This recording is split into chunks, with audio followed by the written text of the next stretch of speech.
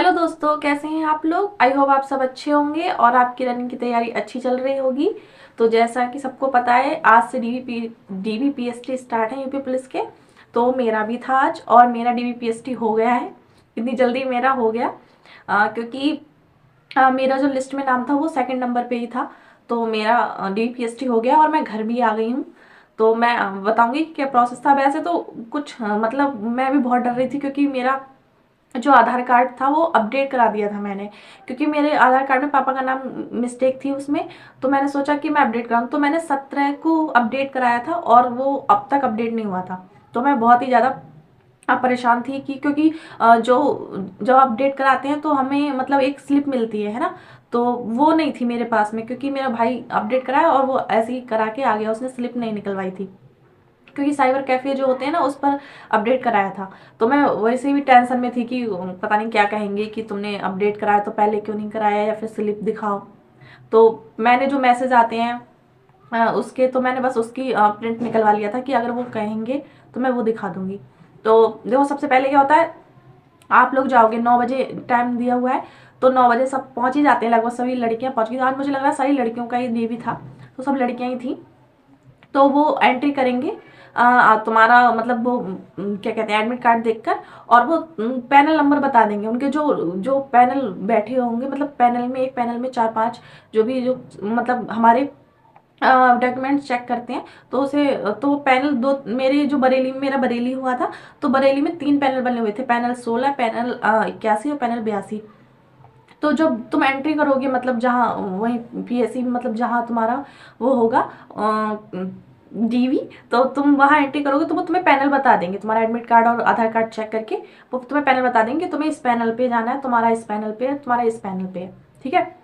फिर हमें तो मतलब उन्होंने पैनल नंबर बताया, फिर हमें ग्राउंड में लेके गए। तो ग्राउंड में जो वहाँ कांस्टेबल थी, उन्होंने फिर पैनल के हिसाब से बच्चे बच्चे बांट दिए कि 81 पैनल की जो जितनी लड़कियां वो इधर बैठ जाएं, या 80 की जितनी है तो उधर बैठ जाएं। ऐसे करके उन्होंने बांट दिया। फिर वहां से जहां हमारा डीवी होगा जिस रूम में, फिर वहां 5-5 लड़कियां भेजी उन्होंने। वहां बाहर बाहर उसके तो पैनल से ही मतलब लाइन लगा दी कि 81 पैनल वाली एक लाइन, और 16 पैनल वाली एक लाइन, और 82 पैनल वाली मतलब तीसरी लाइन, ऐसे लगा दी। तो मेरा तो सेकंड नंबर पे था लिस्ट में नाम। मेरे 81 पैनल था तो मेरा सेकंड नंबर पे ही था नाम उसका। तो फिर हमें स्टार्टिंग में उन्होंने भेज दिया।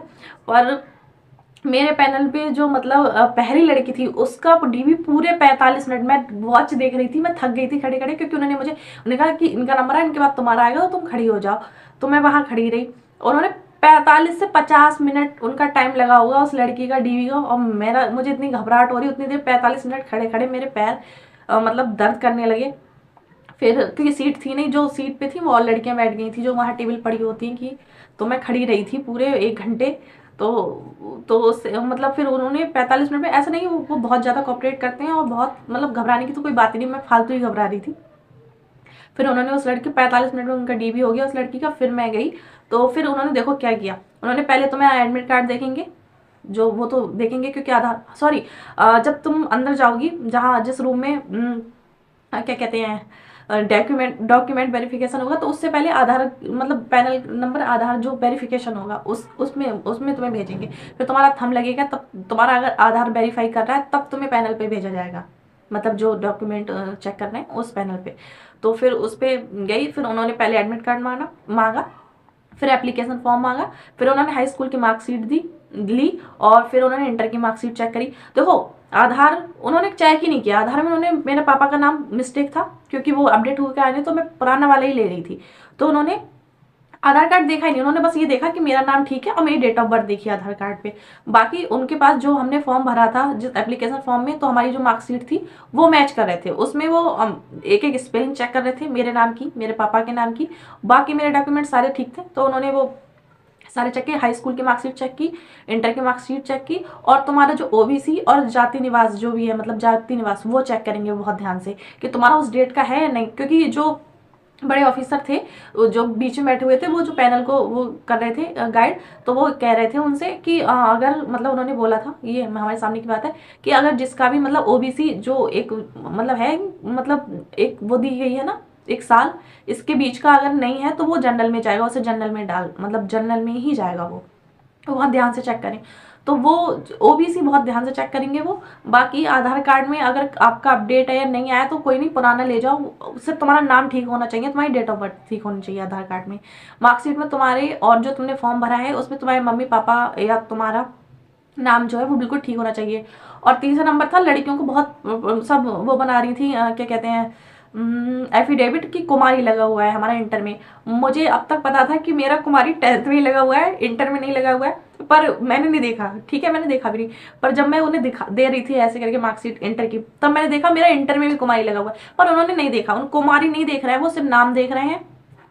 कुमारी उमारी से उन्हें कुछ लेना देना नहीं है, सिर्फ तुम्हारा नाम ठीक होना चाहिए, तुम्हारे नाम की स्पेलिंग ठीक होनी चाहिए, तुम्हारे फादर्स नेम की स्पेलिंग बिल्कुल ठीक होनी चाहिए। बाकी तुम्हारा मार्कशीट मतलब वो नहीं होनी चाहिए, रियल वाली होनी चाहिए, जो सबके पास मतलब रियली होती है, कोई फेक जो होते हैं कि फेक तरीके से हाई स्कूल एंटर करते हैं वो नहीं होनी चाहिए, वो बहुत ध्यान से दिखते हैं वो। बस यही सब था। और बाकी वेट, हाँ अब मतलब कागज को में तो कोई आपको मतलब डरने की जरूरत ही नहीं है, अगर आपके सब कुछ ठीक है आप चले आए, आधार अपडेट है कोई बात नहीं, बस आपका थंब कैच करना चाहिए, वो कर लेगा तो कोई प्रॉब्लम नहीं है आधार की, बस आधार के इतना ही काम है, तुम्हारा नाम और डेट ऑफ बर्थ देखना। बाकी और जो इन्फॉर्मेशन होगी वो मार्कशीट से देखेंगे, वो चेक करेंगे, क्योंकि उनने जो तुमने फॉर्म भरा था वो उनके डाटा उनके पास पहले से ही है, पूरा प्रिंट निकला हुआ होगा उनके, तुम्हारी जो हाई स्कूल की मार्कशीट तुमने जो लगाई थी, इंटर की जो मार्कशीट लगाई थी वो सब उनके पास थी, उससे मैच करेंगे कि वही मार्कशीट दिखा रहे हो तुम या नहीं, ठीक है। बाकी कागज बस 4-5 यही तो कागज हैं, एक हाई स्कूल की मार्कशीट, इंटर की मार्कशीट और ओबीसी और जाति निवास जिसका है, जनरल वालों का वो भी नहीं। तो बस बाकी उसमें तो कोई टेंशन की बात नहीं है, बहुत अच्छे से करना है वो। और बल्कि मैं जब बैठी तो मैं वैसे ही 1 घंटे से खड़ी खड़ी थी और मेरी बॉडी वैसे ही घबराने लगी क्योंकि मैं थक गई थी। तो मैं जैसे ही बैठी उन्होंने कहा तुम अपना नंबर लिख दो इस पे, मतलब नंबर, जैसे कि अगर कुछ छूट रहा है साइन वाइन करना कुछ भी तो वो तुम्हें कॉल करके बुला लें, क्योंकि मेरे से पहले एक लड़की थी जो प्रिंट के बाद में साइन कराने थे, तो उस लड़की के नहीं कराए थे, तो बाद में वो बाहर चली गई थी, तो उसे फोन करके ही उन्होंने बुलाया था कि तुम्हारा ये साइन होना रह गया, आ जाओ, इसलिए फ़ोन नंबर ले रहे थे वो। तो उन्होंने जैसे ही फ़ोन नंबर मांगा और मैं घबराहट से बोली, मैंने कहा मेरा फ़ोन नंबर, क्योंकि वो नया ही है, अभी थोड़ा ज़्यादा दिन नहीं हुए, 2-3 महीने हुए हैं उसे, मतलब ज़्यादा दिन नहीं हुए हैं, मुझे अच्छे से याद है पर मैं भूल जाती हूँ कभी कभी। तो मैंने कहा मैं भूल गई अपना मतलब मैं अपना मोबाइल नंबर भूल गई। तो वो कह रहा है अरे कोई बात नहीं कोई बात नहीं, आराम से याद कर लो और घबराओ नहीं, आराम से अपने कागज दिखाओ, कोई बात नहीं है, ये आ जाएगा याद अभी थोड़ी देर में। तो फिर मैंने जब मैं बाद में जब मेरे कागज वो हो गए मतलब डॉक्यूमेंट उन्होंने चेक कर लिए, तो मैंने कहा सर मुझे नंबर याद आ गया, मैं अब लिख दूँ, तो तब मैंने नंबर लिखा। हाँ बाकी अब आई हाइट और वेट की। तो हाइट में उन्होंने, मैं ये जैकेट पहन के गई थी इतनी भारी, उन्हें जैकेट भी निकलवाई, ये भी निकलवाया स्कार्फ, जूते सॉक्स मोजे, मतलब जूते और मोजे सब निकलवाए, तब उन्होंने हाइट मेजर की। और बरेली में मेरा मतलब मेरे बरेली में हुआ है, तो बरेली में सिर्फ वो मैनुअल मशीन है, मतलब जो पहले पुरानी वाली जो होती है ना सीधी एकदम एकदम स्केल लगा के ऐसे ऐसे करके वो करते हैं, वही थी। और मुझे तो डिजिटल दिखी नहीं मशीन, कहीं रखी हुई होगी तो पता नहीं, पर मुझे दिखी नहीं, उससे ही मेजर कर रहे थे। और मैं सोच रही थी मेरी 156 होगी 155 होगी, तो मेरी हाइट निकली है 154 पॉइंट कुछ, पॉइंट मुझे सुनाई नहीं दिया, इतना पता है कि 154 कुछ निकली है। और मेरा वेट तो काफ़ी है ही, तो वेट तो ठीक था मेरा। बाकी मुझे लंबाई का मैं भी शौक हो गई कि मेरी अब 155 भी नहीं है, मतलब अगर मैं रेलवे के फॉर्म भरने चाहूँ तो भी मेरी 155 लंबाई नहीं है।